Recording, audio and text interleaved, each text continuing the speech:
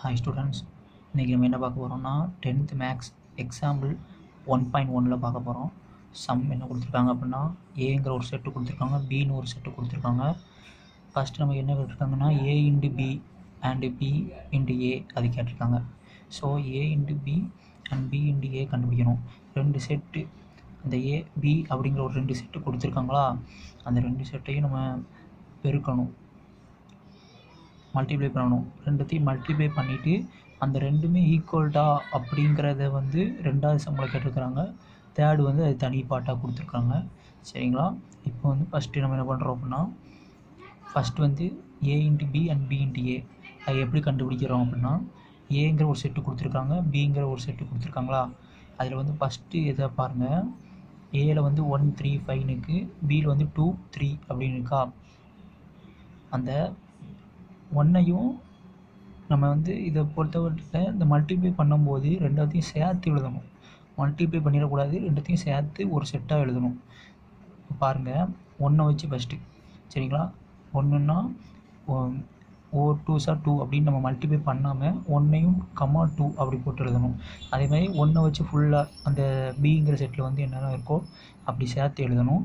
அதுக்கப்புறம் பாருங்கள் 1 2 1 கமா 2 அப்புறம் 1 கமா 3 அதுக்கப்புறமா 3 கமா 2 அப்புறமா 3 கமா 5 சாரி 3 கமா 3 இந்த மாதிரி நம்ம வந்து அந்த ஏங்கிற எலமெண்ட்டில் உள்ள எல்லாத்தையும் பிங்கிற எலமெண்ட்டோட தனித்தனியாக கம்மா போட்டு எழுதணும். அப்புறம் பாருங்கள், அப்புறம் பி இன்ட்டு ஏ அதையும் அந்த மாதிரி செய்யணும்.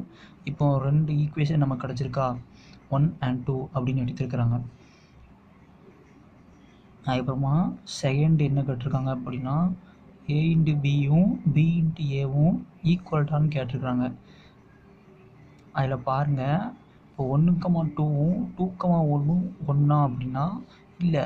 ஏன்னா ஃபஸ்ட்டு வந்து 2 கமா 1ங்கிறது அப்படியே சேஞ்ச் ஆகிருக்கு இல்லையா, அதனால் நம்ம வந்து நாட் ஈக்குவல்டு அப்படின்னு சொல்லணும். அப்படி ஒன்றையா எடுத்து நாட் ஈக்குவல்டுங்கிறது சொல்லணும்.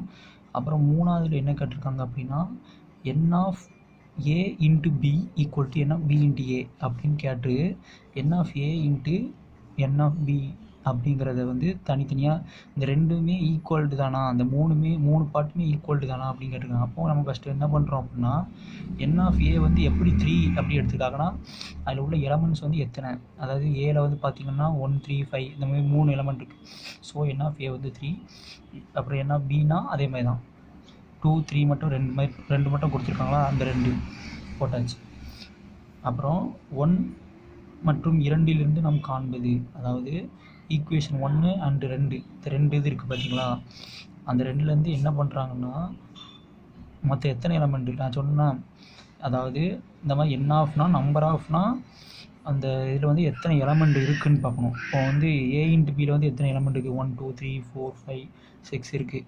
ஸோ 6 போட்டிருக்காங்க. அதேமாதிரி தான் அப்போ எல்லாமே ஈக்குவலானு வந்திருக்கா, அப்போனா நம்ம வந்து ஆமாம் அப்படிங்க ப்ரூவ் பண்ணியாச்சு. அப்போ n of A into B equal to n of B into A.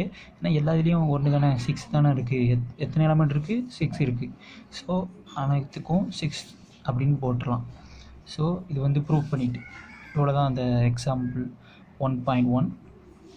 Okay student, next வீடியோவில் பார்க்கலாம்.